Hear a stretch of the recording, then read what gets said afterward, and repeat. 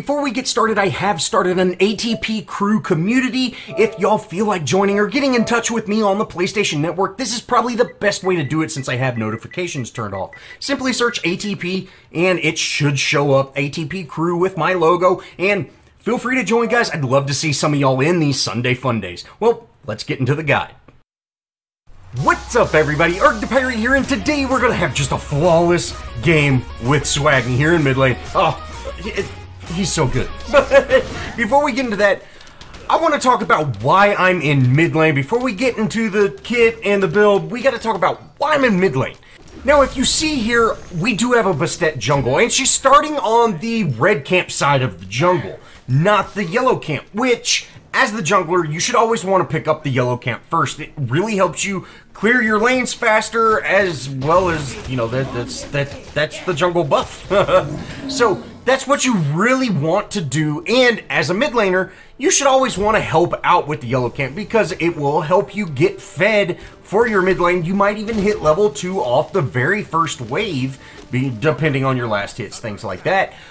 But really, you know, it just helps your jungler out, especially Bastet, because Bastet has such a slow early game that helping her with that jungle clear at the beginning will just keep her alive and keep her in that jungle for a little bit longer. But you can see here, she's just now making her way over to that yellow side, and really this is such a slow start for her. So guys, as the jungler, you want to start out with yellow, and as the mid lane, you want to help with the jungle. Just spam an ability, get to lane, you'll get there in plenty of time to start teeing off on the minions and actually getting that farm. But let's go into the build, let's go over the kit, all that good stuff now. Now for my first 1500 gold, I'm going to start out with Mage's Blessing, Tiny Trinket, 3 healing potions, and 2 mana potions. Tiny Trinket is rank 1 of Bancroft's Talent, and then I'm going to build into Shoes of the Magi, Bancroft's Talent, Spear of Desolation, Chronos Pendant, Rod of Tahuli, and Gem of Iso, which we don't quite get to Gem of Iso though, but it would have been cool to try it out. And then I'm going to have Aegis and Beads as well. Next up, we have to go over his kit, and first up we have Combustion, his passive. After hitting 4 basic attacks, Agni will gain a buff. On the next cast of Flame Wave or Rain of Fire, all enemies hit by those abilities will be additionally set ablaze, taking damage every 0.5 seconds for 3 seconds. Noxious Fumes is his 1, and Agni summons a cloud of Noxious Fumes at a ground target location, doing damage every second. Firing any of Agni's abilities into the fumes detonates the gas and stuns all enemies in a radius. And guys, the stun is really where this fumes is at. It's not really about the damage. It's all about the stun. Now, check this play out, guys. We almost went down here. We were able to turn around. We hit him with his 2 Flame Wave, which Flame Wave, Agni summons a wave of fire in front of him that scorches all enemies in its path, ignites the Noxious Fumes, and you can see there, it does damage, and oh man, we get a sweet double kill when we should have died. Path of Flames is his 3. Agni blazes a path forward in a quick dash, leaving flames trailing behind him. Any enemy passing through the flames catch fire and burn for damage every 0.5 seconds for 2 seconds. It also ignites your Noxious Fumes, and you are immune to knockbacks while dashing. And lastly, we have his ultimate, Rain Fire. Every 18 seconds, Agni gains Flaming Halo that can be expended to summon a giant meteor at a ground target location. He can summon 1 every 0.8 seconds, and it also ignites the Noxious Fumes. Now at this point, Thanatos just wants blood, and guys, he can't mess with me. We're able to take him out again. Oh, starting out strong, baby. We're just a few minutes into the match. We've already got 3 kills, and you know, we've been doing a very good job of leveling. We're currently level 6. Compared to their Raw, which is only level 4, and that's really because we've been going for these side camps. Guys, as the mid lane, you definitely want to try to pick up these side camps when you can, and you can see I'm just burning them down. I'm not really trying to save my mana on those side camps. I want to get them down as quickly as possible, and you know, hey, let's just make it happen. Now Thanatos is back. He wants this Swagny, baby, but we're just going to turtle shell a little bit, defend this lane, and, you know, let's just stay safe. Thanatos took a ton of poke damage there. And we're going to be able to take him out again. Guys, the revenge killings almost never work out. You almost always die when you're really trying to kill somebody. Not to mention, as the enemy jungler, he's starving himself of farm as well as the mid laner. So their team's going to be behind by him just staying in my lane trying to kill me. And, you know, all it's doing is making me stronger. Now we got to talk about this next situation. So I'm going to go back to mid lane, I clean up this wave, and then I'm peeling off to go somewhere else, and I see Bastet goes in on Raw. And if you see there, I dashed in. I have all my abilities readily available, except for my dash. I could have easily taken out that kill. But guys, one part of being a team player is allowing your team to succeed. And by me letting Bastet get that kill, when I knew she was going to take it out, by me letting her do that, we're giving her farm. I'm still getting a little bit of farm because I got an assist for it. But we are letting her get farm. And if you can do that, it's completely worth it, guys. And again, I don't believe in kill steal. I truly don't. I think it's all kill confirm. But in that situation, Raw was blocked in. There was, you know, Bastet just used her ult. There was no way that he was going to get out of that situation. I could have used an ability to take him out, but guys, there's no point. Let your team get farm, especially if you already have a good farm lead. Now, we did rotate over and take out that Ymir, which, you know, we couldn't save our Cupid, but that's okay. But you can see Raw is pushed up very far right here. And at these early stages, guys, you don't want to be pushed up. We miss every one of our ultimates because we're terrible. But we're able to dash through, and we end up taking him out. Easy peasy. And, you know, great. Now we've got Bastet, Bologna here. We should be able to go in on this tower and take it out. No problem at all. And, you know, unfortunately, Bastet does end up leaving, but me and Bologna are here. You know, this should be an easy T1, especially with Raw just now spawning back in. You know, he does have some decent movement speed if he spams his abilities, but really, we should be able to push into this tower with both of us here. And you know, we've cleared that wave. Let's just get it down. Now, guys, I tried to upgrade my flame wave right there, and I ended up using it. Abilities don't do anything to towers, guys. Don't use abilities on towers. It's not worth it. Now, Raw just walked right into all my stuff. We're going to be able to actually take him out there. You know, that was a very risky play, but again, I've got such an advantage at this point that I can do some risky type things, and, you know, keeping their mid laner shut down is definitely a good idea. Now we head back to mid, and you can see Thanatos here. He hasn't done a very good job of farming. You know, he's only level 4. We've got, you know, a 6 level advantage, as well as, you know, we're pretty farmed. Now, I'm gonna go ahead and use those ultimates. And again, ultimates don't cost mana. So we're able to actually take him out because, you know, there's no mana cost in ultimates. And you can see the amount of damage we're able to put out onto that Thanatos. You know, it made missing abilities completely okay. Now from here, we're gonna head back to mid lane, and you know, at this next play, you can really see the inexperience with the enemy's jungler, and you know, guys, you don't want to attack enemy gods under tower, especially enemy gods that have a huge level advantage at full health. You know, that's just a bad idea.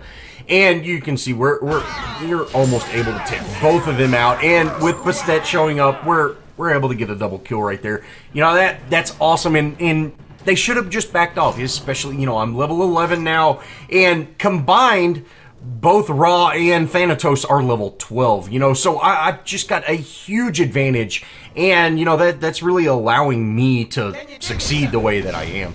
Now, we are going to head over to this Ymir, and you can see we were able to stun him, and then we're just going to finish him off with that ultimate. You know, we're cranking out the damage just because we have just such a commanding lead at the beginning of this game. Now from here, I'm going to take out this side camp and go for the enemy red. You know, where our lanes are pushing fairly well. You know, let's keep an eye on that. We're going to surprise Raw and able to take him out as well. And I use that ultimate. I'm so bad with aiming these distance abilities on PlayStation. You know, I'll have to get. I've got to get used to that, man. But from here, you know, we're just gonna keep the pressure up here in mid lane. You can see the damage we've already got on Thanatos. Oh man, and he's pushing up. We're able to take out Thanatos, guys. As a jungler, you know, you should really want to try to come in from the side anyways. You don't necessarily want to come in from the front, but at the same time, you never want to charge enemies the way that happened. You know, just turtle shell, because if you see here, Ymir is able to hold us off fairly decently from going into tower, because it's very, very difficult. But you can see, once he pokes out a tower, we're able to get a ton of damage on him.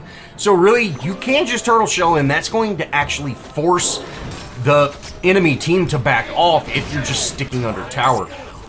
Thanatos again kind of dives us, and we're able to take him out. You know, it feels bad, man, but we end up finally taking out that Ymir, and this is great. You know, we're doing tons of work. Now, you can see Raw's doing a fairly decent job of turtle shell.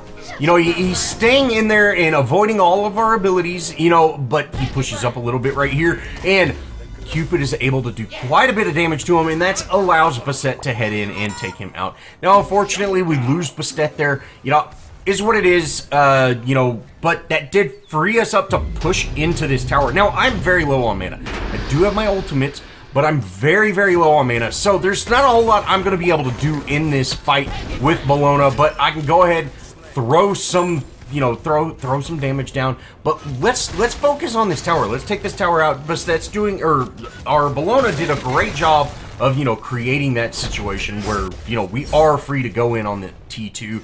Cupid, you know, with him doing damage to it the full time, we've almost got it down. And having a T2 down at this stage in the game would be absolutely huge. Now, with Kuzimbo and Ymir showing up, you know, we need to be a little bit more careful. You can see I'm very, very low. I just went ahead and popped Aegis just to be sure I didn't get hit with that turtle. You know, let's get out of here. Cupid went ahead and threw some hearts down. We end up getting some more poke on that Ymir. We do have to be careful of the charge, and we're able to take him out. Now, Thanatos is chasing me, and oh, look at that damage, but we're going to be able to take him out and survive with 22 health. You know, that's awesome. Bastet ends up wrapping up a quad kill there, which, you know, hey, that's great. Well, we're doing work, guys, and it feels awesome. Now, from here, I'm going to head to red, and, you know, let's go pick up red buff. Let's get ready for, you know, the next fight to break out. And sure enough, it looks like the enemy team is stacking up here in mid to get ready for this team fight. So we're gonna head in. Let's just rain death down. And sure enough, we're able to take a couple of them out, and we actually end up getting a triple kill there. You know, we're not able to catch up to Kuzimbo, whatever. Ninja Turtle. We're not able to catch up to him, but Bastet ends up throwing her cats down. Maybe those cats will be enough, but not quite it. You know, under tower, they kind of get demolished a little bit. And, you know, no problem. We're able to take out that mid lane, and, you know, once you see that Xbalanque's ult, if you're safe, just stop it. You know, there's no point in risking it. We get so much damage onto both of them. Oh, man. We hurt, guys. We hurt so bad. And it's really just that commanding lead that we've had. It's really allowed us to just run away. But at this point in the match, you know, there's 3 of them under tower. You know, me and Cupid are here trying to do some work, but really, we're not going to be able to do just a whole lot here. You know, it would be much better to go for side objectives. Go for pretty much anything else other than just stay here at mid. Sure, we might be able to chase them off, but again, you know, we're not doing just a whole lot unless they keep pushing out a tower and we're able to down some of them. Now you can see we're able to throw that heat wave in there, get that stun off, and then we're gonna hit Xbalanque, take him out. We ended up getting 4 of them down, you know, and this is really because instead of kind of being patient, the enemy team is pushing in. you know, stay under that tower. You know, you can turtle shell. There's nothing wrong with staying under tower and letting the minions come all the way to you. I know I'm not the best at it all the time, but really, when you're at that disadvantage, wait till the minions come into you, wait till those enemies come under tower, and then engage on them. Don't engage on them when they're outside in that safer area. Now, from here, I'm going to head to red. Again, we're not really accomplishing anything where we were, and I'm going to head in, try to get a stun off, and you see, Cupid went through there. You know, I was trying to guess where he's going to go, and, you know, the range on that Fumes is just not that far, but we didn't end up getting any, you know, able to save his life. We did take out Raw, but, you know, it would have been much better to save our ADC. And with our solo lane and our duo lanes towers, you know, being so low, we might be able to make something happen. I'm actually going to head over to our duo lane. You know, with Thanatos here, we might be able to take him out. And, you know, I tried to be sneaky with that. But, you know, let's just clear the wave, and then he's going to take tons of tower damage. He's able to get out of that, and, you know, is what it is. You know, there's no big deal. I'm not going to chase that. Again, I could chase that. I might even be able to wrap that kill up. But really, he's probably going to get out. I'm not exactly sure why he actually flew down the lane instead of just flying through the jungle. But, again, he's probably going to be able to get away. And if he does, I might let my tower fall due to minions, you know, because they're going to have a huge minion advantage. Just stay, clean that lane up, and then get back into lane. You know, we've kind of dealt with him, and the main focus of heading over to that tower was to get him off the tower. It wasn't to kill him. It was to get him off the tower, and we did what we wanted to do. Now, my team is all stacked up in mid, so I'm going to kind of head that way, and you can see Ymir's here. We miss everything on him because we're terrible, but we are able to take him out. And, you know, hey, awesome. Shivalanke's here, you know, and he should have used that ultimate to actually get out of the situation, but he ended up kind of staying in. We're able to take him out as well. And, you know, Raw's here. Let's take Raw out, guys. And, you know, their Kusumbo is kind of getting in the way, but, you know, is what it is. Bologna's going to actually end up finishing off Raw over there, which is great, and then we're going to push into this Phoenix here in mid. You know, awesome. This is awesome. This is exactly what we want. With Cupid showing up, we should be able to go under tower and actually make something happen. You know, unfortunately, you know, the enemy team is, you know, severely underfarmed. You know, you can see Ymir is still at level 11, and, you know, the Q time, or the spawn times are so fast that, you know, we just killed him and he's already back. So we're not going to be able to go into that Phoenix, but that's quite all right. We should be able to make progress elsewhere. You can see I'm just keeping the pressure up in mid while my team starts pushing those two other lanes. You know, if we can keep that pressure up, we're going to just be able to really have a huge impact, even though we're not in those other lanes. Now, the enemy team does end up collapsing here, and you can see our Beset ends up showing up, and hey, that's great. Let's rain some bombs down. Our Bologna is actually pushing our solo lane, and our Camazotz is pushing our duo lane, so, you know, we've got an awesome split push going, and if we can keep this pressure up in mid, that's exactly what we want to do. You know, I have been playing very, very aggressive in mid, but that's to allow my team to help out elsewhere, because I can't really do a whole lot to towers. I just don't have a ton of tower damage as a mage, but I do have a lot of player damage. So, you know, we're able to clean our waves and really defend our lanes just really, really quickly because of just the massive amount of damage we have. Now, I am going in, you know, let's continue to keep pushing. You know, their Ymir is so low, and we're able to take him out. Yeah, no problem. And then from here, we should be able to take out this Phoenix. You know, that would be great. You know, the spawn times are fairly low because you know, no one's really all that farmed up. You know, I am currently level 19, but I do have 26 kills. So, you know, but yeah, everybody else is, you know, still fairly low. And, you know, hey, again, we're going to keep this pressure up. You can see in our duo lane and our solo lane, all Phoenixes have damage right now. And we just want to keep that damage up because Camazotz, Beset, Bologna, Cupid, everybody else except me has a ton of damage to towers. So really, I've got player damage, and that's what we're doing. We're able to pick off that Xbalanque, and, you know, guys, we're doing work. Attack, fire giant! You know, by me keeping up this pressure, I was really hoping to create that split push situation, but really, it just never happened. There just wasn't enough team communication or know-how to really get that to happen properly. You know, if Cupid and Camazotz were to go in on a Phoenix together, it would last 2 seconds. But, you know, it is what it is. We're able to rotate over, you know, instead of just staying in that mid lane, constantly pushing mid lane, let's start rotating. And maybe we can actually get a Phoenix down, and, you know, let's try to get some progress made. Now I'm gonna fast forward through me missing every single ability on Ymir because it's pretty embarrassing, and I'm so bad with these placement abilities on PlayStation. Like, look at those, not just flames, like, why were they there? Like, he was clearly running this way. I'm just so bad with these placement abilities, you know, the flicking the mouse compared to, you know, twisting your joysticks off. But it's what it is. We're gonna stay here in mid lane. You know, keep it pushing. We end up tanking that ultimate. You know, I was hoping to dodge that, but we end up taking that ultimate, and you know, it's quite a bit of damage there. We got very lucky; it actually didn't kill us, and you know, we're gonna just continue to keep this pressure up, keep pushing. You know, we should be able to make something happen. And you know, I do have my Aegis, I do have my beads. And you can see there we're able to bead, and Aegis does any of that damage. You know, I wanted to use Aegis and not beads there, but you know, it is what it is. I'm gonna go ahead and back off. You know, let's get out. We end up throwing on the Rod of Tahuti, whatever the name of that is.